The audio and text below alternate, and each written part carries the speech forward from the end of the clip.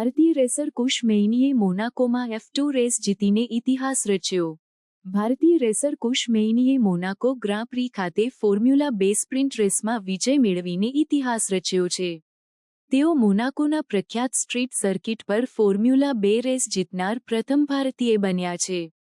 આ વિજય સાથે કુશ મેઇનીએ ન માત્ર પોતાનું પ્રથમ F2 પોડિયમ હાંસલ કર્યું, પરંતુ ભારતના મોટરસ્પોર્ટ ઇતિહાસમાં એક મહત્વપૂર્ણ સિદ્ધિ પણ નોંધાવી।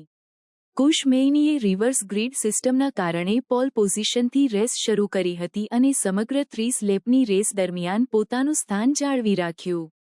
તેઓએ ઇટાલિયન ડ્રાઈવર ગેબ્રિએલે મિનીનો દબાણ સહન કરીને વિજય હાંસલ કર્યો।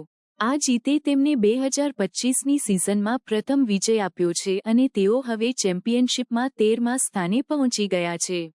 વિજય પછી કુશ મેઇનીએ જણાવ્યું હતું કે મોનાકોમાં જીતવું એ એક સપનાનું સાકાર થવું છે।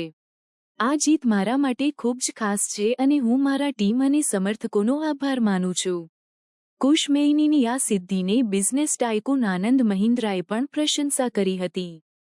તેમણે ટ્વીટ કરીને જણાવ્યું હતું કે તમે ઊંચા ઊભા છો અને દેશ પણ તમારા સાથે ઊંચો ઊભો છે।